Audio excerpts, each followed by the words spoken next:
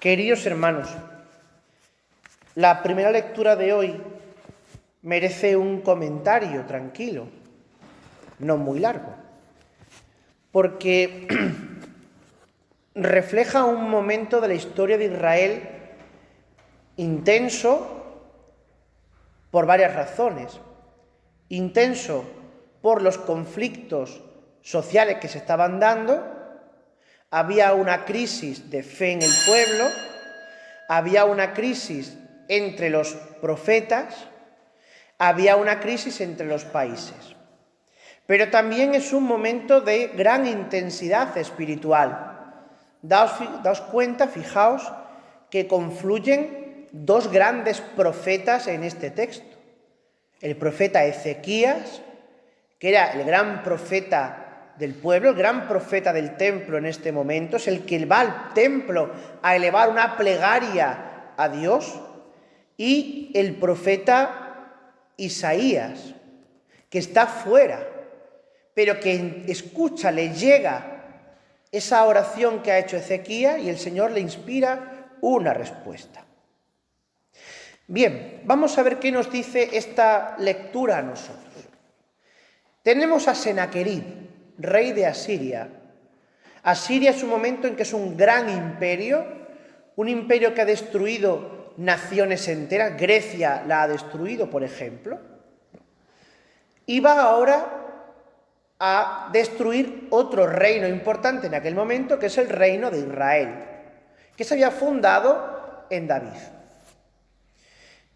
Y Senaquerib envía una carta a Ezequías. Es curioso esto, porque Senaquerib no le escribe a la autoridad política de Jerusalén, porque es una guerra espiritual.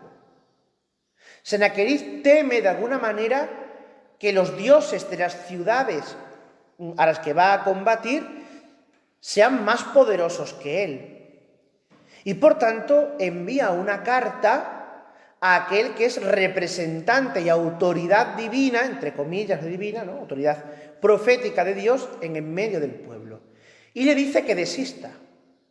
Mira, ese Dios tuyo que crees que es verdadero es mentira. Los nuestros son los verdaderos porque nos han entregado al mundo entero, y ahora vamos a entrar en tu ciudad y la vamos a arrasar. Más te vale que apostates, que abandones a Dios y te unas a nosotros, a dar el culto a los dioses verdaderos, que son nuestros dioses paganos. Bueno, pues esto es una situación que los salmos han recogido mucho. Acordaos ese salmo que dice: mis lágrimas son mi pan noche y día, mientras todo el día me repiten, ¿dónde está tu Dios? ¿Cuántas veces en momentos de fragilidad el maligno aprovecha para decirnos: ¿y dónde está tu Dios? Es decir, la debilidad ante la presión del mundo, ante la presión social, pues puede ser muy grande. Y eso es a lo que se enfrenta Ezequías. Ezequías confía en Dios, pero oye, también ha visto lo que hay alrededor. Y entonces, ¿qué hace Ezequías? Que es, digamos, la actitud que podríamos hacer cada uno de nosotros. Acude al templo. Acude al templo. Y lee la carta del rey. La lee ante Dios. Es decir, plantea su debilidad ante Dios. Esto es una nota espiritual fundamental. Si nuestras debilidades, nuestras flaquezas, nos las quedamos para nosotros mismos y solamente la vivimos de las puertas de la capilla hacia afuera, entonces corremos siempre el riesgo de sucumbir. No, la debilidad, la flaqueza, que para eso está el examen de conciencia, para reconocerla, tenemos siempre que leerlas y que hacerlas delante de Dios, delante del sagrario. ¿Para qué? Para que, como a San Pablo, el Señor desde el sagrario también nos diga: te basta mi gracia, mi fuerza se realiza en la debilidad. De tal manera que cuando eres débil, Dios se hace fuerte en ti. Tu debilidad es la fortaleza divina que inunda y establece tu alma como una ciudad bien amurallada. Por eso, con razón, hemos dicho en el Salmo, Dios ha fundado su ciudad para siempre. No se refiere a la ciudad de Jerusalén, que en un sentido literal sí. ¿A qué ciudad se está refiriendo? A nuestra propia alma. Nuestra propia alma muchas veces está atacada por muchos Senaquerib, por muchos dioses paganos, que buscan hacernos desconfiar de Dios. Y esta es la actitud de Ezequías, ponerse delante de Dios y presentar la debilidad. Pero, tras presentar la debilidad, es decir, tras leer la carta de Senaquerib, ¿qué hace Ezequías? Hace una plegaria litúrgica, una plegaria pública. Yo cuando esta mañana preparaba los textos me imaginaba al profeta Ezequías como un sacerdote puesto delante del sagrario con los brazos abiertos, porque es la actitud del orante, ¿no? Y le dice: abre tus ojos, Señor, y mira, inclina tu oído, Señor, y escucha. Pero antes, ¿de qué ha hablado? De dioses paganos que son barro y madera. Acordaos de otro salmo. Se hicieron dioses de hechuras humanas. Tienen ojos y no ven, tienen oídos y no oyen, tienen nariz y no huelen, tienen boca y no hablan. Sean así quienes confían en ellos.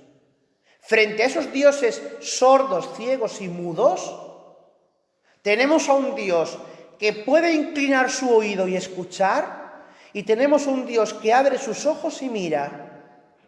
Es decir, el mal, la debilidad, los ataques del maligno que vienen a nosotros, que eso es Senaquerib, siempre son ciegos, sordos y mudos. Y esos son los peores demonios. El demonio ciego, que no te deja ver nada. El demonio sordo, que no te deja escuchar. Y el demonio mudo, que no te deja expresarte. Frente a esos demonios de la vida espiritual, tenemos un Dios que ve y que oye. Y es ese Dios el que nos da confianza. Ese es el Dios que va a responder a la plegaria de Ezequías ¿por medio de quién? Por medio de otro. Por medio de Isaías, hijo de Amós, que luego tendrá una importancia grande en el pueblo, ¿verdad? Después en el exilio, con los 3 libros de Isaías. Pero ¿quién es Isaías? ¿Por qué aparece Isaías en este texto? ¿Quién es Isaías para nosotros ahora? Isaías es el que responde en nombre de Dios a la plegaria de Ezequías. Isaías es el que le dice: tranquilo, porque Dios desprecia a ese malvado y te le va a entregar. Es decir, no va a tocar tu ciudad, porque antes lo va a destruir. Y luego viene toda la epidemia, la enfermedad cesa en el ejército, donde mueren tantas miles de soldados y tienen que retirarse. Es decir, cuando te pones de parte de Dios, Dios te va a dar de alguna manera también el auxilio espiritual. Y podríamos entender, si queremos, sin forzar mucho el texto, que este auxilio que da Isaías es el director espiritual, el confesor, el confidente espiritual que tienes, o esa respuesta que Dios te da por otro medio. Cuando menos te la esperas, dices: pues ha llegado una carta de Isaías dando respuesta a mi oración.